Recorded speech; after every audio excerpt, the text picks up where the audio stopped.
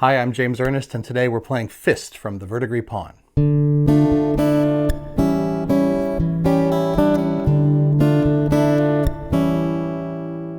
Fist is a chess-like game found in the fantasy novel The Verdigris Pawn. Right now we're still working on the rules for this game, so this video explains the current version. We hope you'll play this open beta and send us your feedback and help us make this game even better. Fist is a two-player abstract game about a small group of fighters taking on an entrenched king and all of his forces. The challenger's side doesn't have a lot of pieces, but they have more interesting pieces, and the king just has sort of an overwhelming number of pieces. And between the king and the challenger is the Verdigris Pawn, which is a very powerful piece, but it can be controlled by either side. The game is a metaphor for a real story that's happening in the book, so check out The Verdigris Pawn by Alysa Wishingrad if you'd like to read about it. Fist uses a standard 8x8 chessboard, but turned 45 degrees. There's no forward and backward like in chess or checkers. Every piece can move the same in every direction. On a real Fist board, the inside four spaces will be highlighted some way. That's the keep. It's where the king starts. We can just imagine that here because this is just a regular chessboard. The king side controls most of the board, and the king has a lot of pieces, but most of them are pretty weak. The challenger's side starts in the south and has fewer pieces, but a couple of key players that are very interesting. And then there's the pawn that can be controlled by either player. It's the most powerful piece in the game, but either player can use it, and that's what gives Fist its unique set of rules and challenges. You can make a move with the Verdigris Pawn if one of your other pieces can see it. Sight lines work in straight lines, like a queen's move in chess, and they're blocked by other pieces. So you can see here the pawn is sort of hemmed in by the king's pieces. The king essentially has control of the pawn at the beginning of the game, but when you bring it out, it becomes more likely that the challenger can see it and control it. So often the pawn will just sort of stay in jail for a while. Because it's the strongest piece, the pawn is the most likely to be able to capture the king. Each side has a different goal. The challenger's goal is to capture the king. He's a very powerful piece and hard to capture. The king's goal is to capture all three of the challenger's blue guards. Those are the larger guards, these three here in the center. The blue guards are somewhat weak, but since there's three of them, capturing all three can be kind of a challenge. Sometimes the characters in the book say that you capture the pawn to win the game. That's not technically correct. The pawn can't be captured, but to control the pawn is to control the board and basically win the game. Every piece in the game has a value between 1 and 4. This number determines how well the piece can move and capture and how well it can defend itself. It's not really a point value for scoring, it's just a strength value that shows you how good the piece is. Like in chess, pieces capture each other throughout the game. Capturing other pieces is the goal of both sides. Unlike in chess, a piece never moves into the same space to make a capture. Instead, we've got two kinds of capturing, pinning and jumping. Pinning is like walking up to another piece and stabbing it from the next space. The attacking piece walks up to the target piece and pokes it to death. Usually, a piece can only pin another piece of the same value or less. So the yellow guards with a value of 1 can usually only pin other yellow guards. But sometimes pieces from both sides can add to that value and make the capture easier or harder. If a piece moves into a space where it could capture multiple opponents, then it has what we call divided attention. It's trying to capture all of them, and it can't capture any of them unless it has enough value to capture them all. So usually a yellow guard with divided attention can't capture anything because it's only got 1 point to split up. But sometimes it gets a little help from its friends. If the target of a pinning attack is already touched by other pieces you control, those pieces add their value to the pin. And that's true even if they don't pin themselves. So if your target is already surrounded by your allies, it becomes easier to pin it. Note that in some crowded situations, you might actually have divided attention and allied assistance, but that's rare. Usually you're just looking at two pieces and comparing their values and seeing if one can pin the other one. Jumping is familiar to anyone who's played checkers. One piece jumps over another piece and takes it out of play. And just like with pinning, pieces can only jump over other pieces that are the same value or less. So a 2 can jump over a 2 or jump over a 1, but a 2 can't jump over a 3. And unlike pinning, there's no allied assistance or divided attack to make that more complicated. Jumping is just jumping. To make a jump, there has to be a piece to jump over. You go exactly 2 spaces and jump over the piece in the middle. That piece in the middle could belong to you or it could belong to your opponent, and capturing is always optional. So usually you will jump over your own pieces just to move farther. You'll jump over your enemies to take them out of play. So that's how you capture, either by pinning or by jumping. Most pieces can do only one or the other. The Verdigris Pawn, because it's so special, can do both. The pieces on the king's side are mostly guards. There's blue guards and yellow guards, and then the king.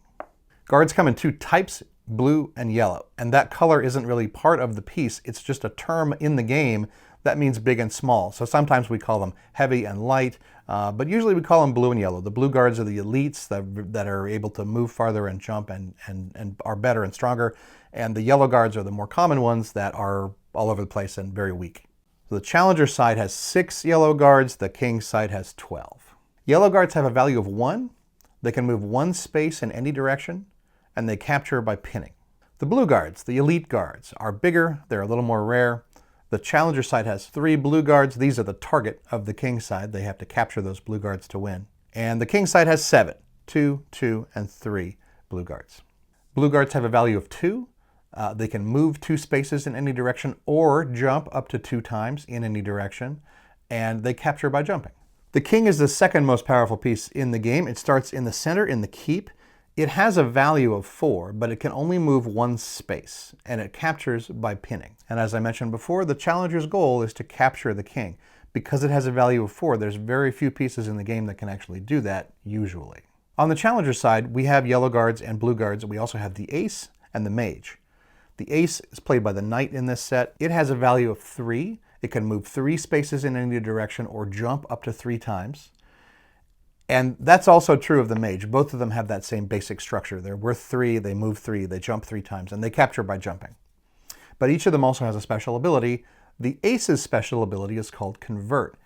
It can jump over an enemy guard and turn it back into a challenger's guard. That works if the piece is already out of play, so I can convert your guards after you've started capturing my guards. The mage's special ability is called Empower, and it works like this. Every allied piece that the mage can see gets its power raised by 1. So when she can see yellow guards, they have a value of 2. When she can see blue guards, they have a value of 3. It doesn't change the basic mechanics of the piece, but it does change their value for attack and defense. What that means is that when the mage can see the ace is now a 4 and strong enough to jump over the king. The mage's power is really strong, but it has a weakness too. When the mage is captured, the king gets that ability instead. Now let's talk about the Verdigris Pawn. This is by far the most powerful piece in the game, and it can be controlled by both sides. It has a value of 4. It can move up to 4 spaces or jump up to 4 times, and it captures by pinning or by jumping. It's the only piece in the game that can do that. But as I said before, that great power comes with a cost. Either player can control it. So whoever winds up getting that pawn into play and running around with it is going to dominate the board. The pawn starts on the east corner of the board where it's basically hemmed in by the king's pieces, and the king can control it right now, but bringing it into play means it's likely to be seen by the challenger, and then it becomes an instant kill. So often the king will keep the pawn sort of locked away in that safe corner, and the challenger needs to go and free it somehow. But there is another way to control the pawn. Any piece that is standing in the keep can automatically see the pawn wherever it is. So either you can break it out of jail, or you can take over the keep and hold it and get control of the pawn. All that's easier said than done, but that's the game. Get control of the pawn, take control of the board. As we said before, the king's goal is to capture all of the challenger's blue guards. That's even harder than it sounded before because the ace can turn the king's blue guards back into challenger's blue guards. So you got to get them all at once. The challenger's goal is just to capture the king. The king's a very well-defended piece, a very strong piece, and it's hard. You have to get the challenger's pieces all working together, all using their strengths on each other to pin down the king and take him out. It isn't really just the pawn that can capture the king. The pawn's the best at it. But as I said before, the ace could be made strong enough by the mage to capture the king. And in fact, in the right circumstances, even a yellow guard could take out the king as long as the king is surrounded by other challenger's pieces. The king never lets that happen, but it's theoretically possible. I'm going to play through an example game. I'm just going to sort of wing it, so I don't know if I'll make the best moves, but I'll make the moves that show you how the rules work, and we can see how the game goes. The challenger's side goes first. I think that's sort of a metaphor for the king being rather entrenched and happy with the status quo, and the challenger saying, we have to start something. And in this game, the challenger is white, the king is black. That's not specified really in the rules. It's just how it is set up this time. So let's start with yellow guards. Yellow guards have a move of 1. They capture by pinning. Let's start with just moving this one here. They can move 1 space in any direction. White moves its yellow guard from here to here. And because they capture by pinning, let's say this yellow guard can go here and pin this, take it out of play. So that's a move, and that's a capture. What white is trying to do is get the mage out of this prison. And essentially, the way she starts, she can't move without being captured. So it's important for white to break this up a little and get the mage out of prison. The mage's power is to make all of the other pieces stronger. So that's one avenue towards victory. This move was not great for black because the mage can now jump to here and capture this and is on her way to freedom. Now, she can jump up to 3 times, but you can't jump and move in the same move. So she couldn't have gone, well, she could have gone all the way to here, but that puts her in range for the king to take her out. So that's all she's able to do. Black is regretting that move, but that's fine. This is just a sample game. The king can move 1 space in any direction, captures by pinning. The king can go here, and he's slowly on his way to trying to capture the mage. So white would like to control the pawn. The pawn is kind of how you win, usually. So here are some things white could do to control the pawn. He could break up the army that's surrounding him right now and therefore get a sight line on the pawn and be able to move the pawn. He could try to put a piece into the keep because the keep always has line of sight on the pawn. A way that that's possible is the ace could jump here and here. That would convert this piece and it would put the ace in the keep. But he would lose the ace if he did that. The king just moves here, pins the ace, takes it out of play. So that's extremely risky. White might try to do that with one of their blue guards instead. So let's try to figure out a path for making that happen. Here's a blue guard jumping to here. Blue guards jump and can jump up to twice, but I'm just repositioning it, so I'm just going to jump it once here. And when you jump a piece, capturing it is always optional. So white could actually capture its own piece by jumping it, but almost always you don't capture your own pieces, you do capture the enemy. Black is going to continue wandering towards the mage, trying to take it out. Black is not threatening the mage just yet, but it's getting there. Here's a move and a pin. So this yellow guard is touching this yellow guard. There's no allied assistance because there's no other white pieces touching this target. There's no divided attack because this is the only target this attacker can see. So 1 takes 1, takes that out. I think the king is going to continue its focus on the mage. So this still isn't a pin. You don't pin diagonally, you only pin orthogonally, but the mage is in trouble now. Let's talk about what her options are. She can move up to 3, she can jump up to 3 times. She can move back into her corner. Probably not great. Here's why not. If she moves back into her corner, she's got this piece touching her, black can move this here, and this is allied assist. 1 plus 2 equals 3, takes the mage out. So that's not a good place for her to stand. She could go here, but the king can go here and pin her, so that's not good. She doesn't want to go here, she doesn't want to go here for the same reasons. Can she jump out of this trouble? She can't jump over the king because she's a 3 and the king is a 4, so that's out. Can she jump to here? Yes. And take this piece out? Yes. But is she still vulnerable? Yes. She can do this. Bam, bam. It takes out both of those yellow guards. And now she's no longer vulnerable to being pinned by one of those guys. Still not a great position for her, and the king can continue bearing down on the mage. But now she has a lot of space to run free. So maybe the king is going to start taking away white's blue guards, which is the whole point. There isn't a lot that can take out the king. Either I can surround it with pieces and take it out with a pin, which is very difficult, or I can make the ace a power 4 by looking at it with the mage, which is not impossible in this position, or I can free up the Verdigris Pawn and just attack the king directly. So that's what I'm going to try. To do that, I've got to put a piece into the keep, and it's got to stay there.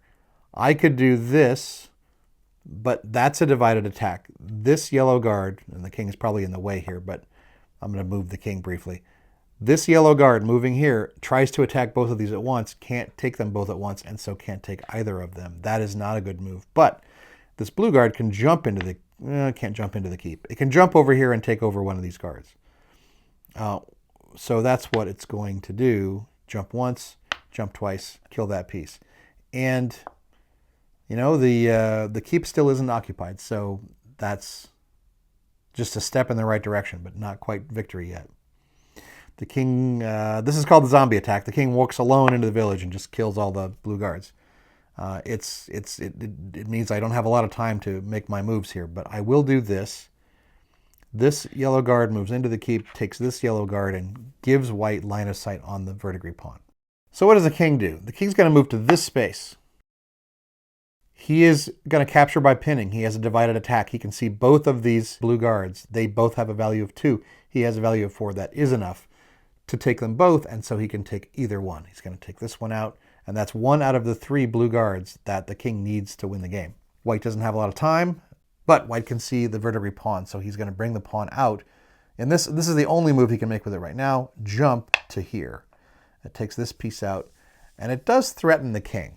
Now, you can't pin without moving. The king can't just sit here and take out that blue guard. He would have to make a move, and then from that position, do a pin. He's threatened right now because the pawn can move 4 spaces, 1, 2, 3, 4, and capture by pinning.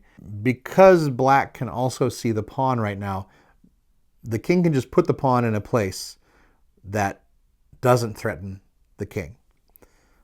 Even better, he can put it in a place where white can't see it.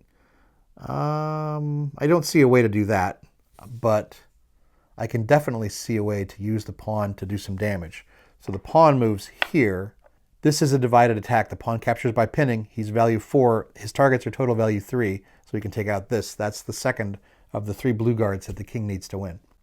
And that's the end of the game because I didn't pay very much attention with that move. White can control the pawn, moves the pawn to here, pins the king, and takes it out.